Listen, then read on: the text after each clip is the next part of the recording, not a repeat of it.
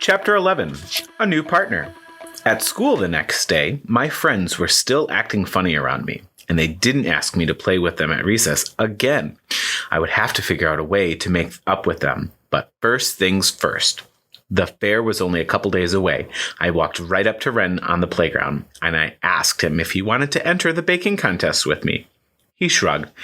I told you, I don't even have an oven at home, Aven. That's okay, I declared, because I want to try making your mom's steam cakes that you said were so good. Didn't you say you like making desserts and that you would enter the contest, but none of your friends wanted to enter them with you? I guess, said Ren. Well, I'm your friend, right? I said, and I really hope said yes. He smiled. Yes, he said. Phew. And I want to enter the baking contest, I said. Why don't you enter the baking contest together? And I really want to try those bean cakes. Isn't the contest this weekend? Ren said. I nodded. That's why we need to get working right away. And do you think steam cakes are okay for a baking contest? The rules don't say anything about desserts having to be baked in an actual oven. I stared at him. So what do you think? Do you want to enter with me? Ren gave me a huge smile and said, yes! Chapter 12. Manju. Mom drove me to Ren's after school the next day. I really liked Ren's house. His mom made me take my shoes off at the door, which was great, because not wearing shoes is always best for me. I mean, how would you feel if you had to wear shoes on your hands all the time? Not very convenient, I tell you. Ren's kitchen was also really cool. And guess what? It really didn't have an oven. But it had a lot of other neat stuff, like fancy rice cookers, and a grill right on the countertop, and a steamer thingy we were going to use to steam our cakes, which Ren's mom told me were called manju. Ren and I washed our hands and feet in the kitchen sink, and his mom didn't even have a problem with me sitting on the counter or anything. Then she helped us get out all the ingredients we needed to make the manju: flour, baking powder, sugar, sesame oil, and something called koshian, which is the sweet bean paste. I gulped at the thought of putting bean paste in the cakes, but I didn't say anything because I hadn't actually tried it yet. We mixed up all the ingredients except the sesame oil and bean paste. Ren and I kneaded that dough with our hands and feet. I'm getting buns of steel, I cried, because kneading dough with my feet was really good exercise. Oh no, said Ren's mom. These buns will be very soft. These will not be buns of steel. I just stared at her because I was pretty sure we were talking about two different buns. Then we rolled that dough out into little discs and put a glob of bean paste on each one and pinched them up into little sacks. Ren's mom put the little balls into a steamer. While we waited for the manju to steam, Ren showed me some of his favorite toys. He showed me some cool Lego sets and his cars and his video games. And then he looked at me and he said really seriously, I feel like I can trust you. I nodded. Oh, yes, you can.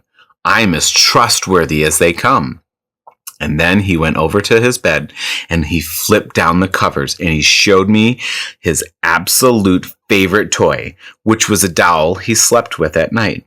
My friends would make fun of me if they found out I have a doll, he said. I think it's okay for you to like dolls, I said. I like dolls too. Ren seemed really happy about that. So we played with his doll until Ren's mom told us the manju were done steaming. We followed her back into the kitchen, and she scooped them up and put them on plates for us at the kitchen table. I stared at mine. Go on, said Ren's mom.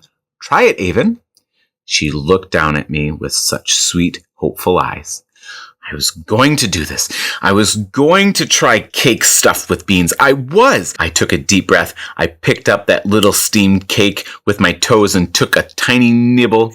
I only got a little bit of the beans in my mouth. But you know what?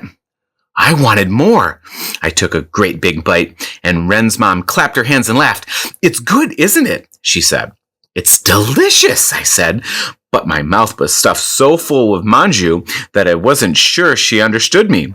But she could definitely tell I loved them. And that was it.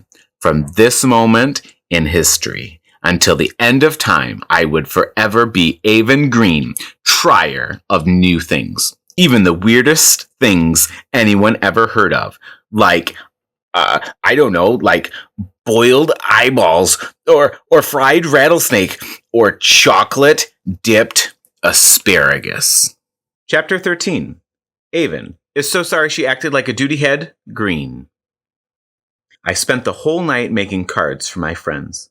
First, I made a thank you card for Ren and his mom for entering the baking contest with me. I drew a picture of our manju and I glued beans to it. All we had at home were peanuts, but I think it looked really great. I'll never forget the day I found out peanuts were a bean and not an actual nut. Mind blown. Then I made cards for Kayla, Emily, and Sujita. These were sorry cards because I really was very sorry about everything that had happened. I thought about gluing raisins to the cards, but of course I didn't have any. Instead, I used my whole pack of puffy stickers I'd been saving for a special occasion. I'd been saving them for years and years. They had really beautiful butterflies and puppies and kitties on them. I also used my best smelly stickers that smelled like vanilla and chocolate. Only the chocolate ones smelled like kind of bad. I also used my very best, most expensive glitter glue. I used up the whole tube. I wrote in big, sparkling letters, "Sorry for being a big stinkhead." Then I put the chocolate smelly stickers around it and pointed them and wrote, "Like these, because these stink." I put all my cards in envelopes, which I would give everyone at the fair. Robert was wrong. I wasn't Aven Mean Green, even if I'd been acting like it.